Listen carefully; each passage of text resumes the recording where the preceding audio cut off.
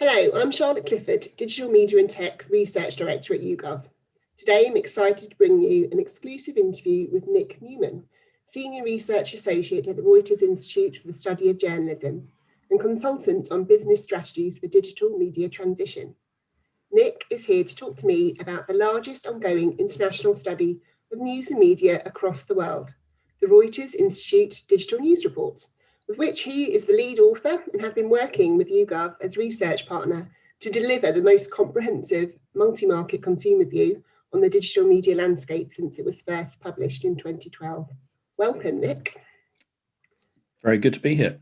To kick off, I want to uncover just why the digital news report is so important to the media landscape, and to this day remains such a highly anticipated source of accurate data after a decade of expansion. So Nick, looking back at when the report first launched in 2012, how did it come about, and why do you think it was so important for the Reuters Institute to publish a report of this kind? I remember in about somewhere around 2011, looking incredibly enviously at what Pew Research in the US were doing. So they do a lot of detailed studies going back more than a decade, and realizing there's this huge mismatch between the amount of information that was available in the US and to publishers in the US about what was going on compared with what was going on in Europe. So you had national governments or national regulators producing data, but you didn't have anything comprehensive. You didn't have any ways to compare across countries. And that's really what we set out to do, is to fill that vacuum and provide useful data that appeared every year that could help publishers make sensible decisions on. Great. And when sourcing a research partner for a report of this undertaking, what were the most critical elements of the research process that you needed to make it a success in your view? Well, I mean, to be honest, we didn't have much experience at all in commissioning surveys, in analyzing surveys of this type. So we were looking for a partner to hold our hands and to sort of help us through that process. But I think also, we realized that if we wanted, the ambition was to expand it from a few countries to loads of countries. And so we knew we really needed to use a partner that had expertise in online polling. And we're also focused on improving the accuracy of that online panels over time as sort of new technologies and techniques came about. So I think that was really critical, and I think flexibility, a partner that we could work with and get ideas from and have a really good relationship over time, that was really important to us as well. I'm glad to have been holding your hand through this then. Lots of hand-holding required. Lots of hand-holding on both sides. The report has proven to hold invaluable data for a diverse spread of organisations and individuals. How would you describe the impact of the report on the media industry? Well, I think the impact is often overwhelming. I think last year we had something like 1,200 news articles written about it, in the week after launch, from 1,000 different news organizations and across 70 countries. I mean, those are sort of nice numbers, but I think beyond that, what's really gratifying to me is that you have senior publishing leaders in boardrooms around the world reading this and anticipating it and asking for it before it's published every year, increasing numbers. And so that's sort of incredible. I think it's also used extensively in academia. I mean, if you go to academic conferences, academic papers are full of data because it's one of the few open sources of data that people can get access to that provides that sort of comparative aspect. It's used by journalism students, it's used by regulators to supplement the sort of research that they're doing. It's used by policymakers to help them decide what intervention should make, or so recently in the UK, the Cairncross Review, for example, consulted us and a whole load of other academic institutions about changes in the media landscape as they were preparing their policy recommendations to government. So I think at all levels, it's a report that has had and continues to have a significant impact. That's great. So the Digital News Report is now in its 10th year. The first wave in 2012 was primarily a UK study, with core metrics then being replicated in the US, France, Germany and Denmark. And it's now grown in 2021 to cover 46 markets over 6 continents. And I shan't test myself by trying to list all 46. So Nick, how has the report evolved since its inception beyond just the scale? And what have been the most important changes you've had to make when it comes to talking to consumers? Well, I think just covering a wider range of countries has been, challenging, because it's so hard to compare, Indian markets, for example, and sort of European markets. So we've tried to sort of, in the way we present it, we've thought about how to present stuff more regionally, for example. But I suppose more fundamentally, I mean, we've had to change the survey. When we started, mobile phones were about Blackberries, and so we had to prompt people in that way. And now, of course, it's all about smartphones.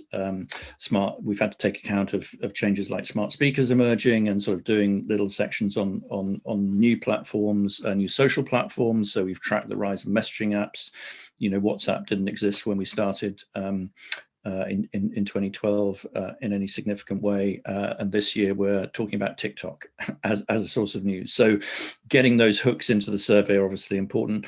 And I mean, last but not least, misinformation. I mean, as a subject, as an area which really exploded after 2016, or around 2016, and has become a sort of a key question for policymakers and others interested in journalism, is how you deal with that, what concern is around that. So we've had to include sort of whole areas that we couldn't even have conceived about in 2012.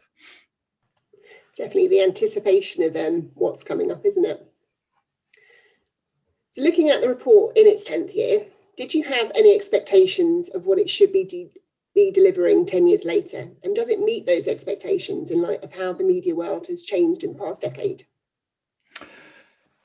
I mean, my expectation was I wanted to have one of those 10-year charts, that really showed the structural changes over time. And we have those, we have those 10-year charts, which shows, structural decline of print, structural decline in television, the rise of social media. And it's just, I mean, people know it anyway, but it's fantastic to see that and to have that in so many countries. And, in 10 years' time, we'll have more of those charts for more countries, and in some countries we'll have 20-year charts. And I think, it's also been just an extraordinary decade of transition and disruption, particularly around social and mobile, and we've really captured that wave. And I think also we've sort of highlighted leading edge trends, things that were about to start as well, such as messaging and smart speakers. So I hope that there'll be more leading edge things that we can bring to the attention of the industry over the next 10 years. So it's interesting you're talking about anticipating the future and having to think about what's coming next.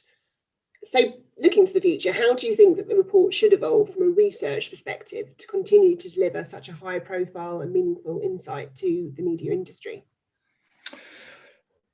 I think in some sense, it's not that much. So the value is in asking the same questions every year and doing the same thing, which is the boring answer. I think in addition to that, I think it's really about supplementing it with different techniques. So we've done a bit of deep dives, qualitative additions on top of the survey to really sort of dig into a deeper area. And I'd like to do more of that. I think the other thing that's really interesting now is linking data from other sources. And again, that's one of the advantages of working with an organization like YouGov.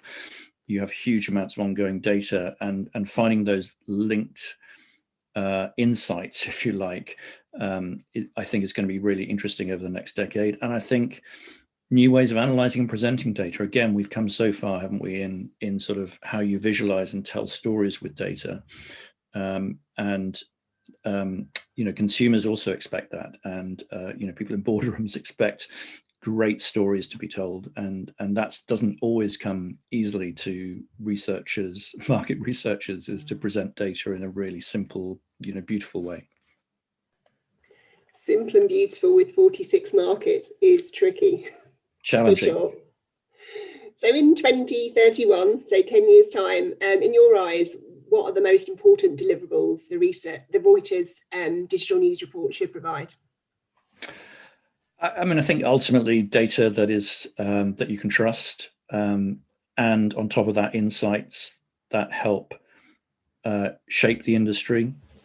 And then I think that sort of holistic view, you know, in one place, you can sort of get a sense of what's changing, the sort of general trends, but you can also really dig down and understand what's going on in your country or with a particular demographic that you're interested in, and you know, draw your own conclusions from that as well. So you know, we place a lot of effort on making this data available and working with partners around the world to make sure that it's not just sort of our take on it, but people can add to that and add their own insights to it as well. Well, that's all from me. So thank you very much for your time today, Nick. We're thrilled to have worked with the Reuters Institute on this international report for the past decade. And happy birthday on this 10th Digital News Report anniversary. Thank you, Charlotte. Really appreciate it.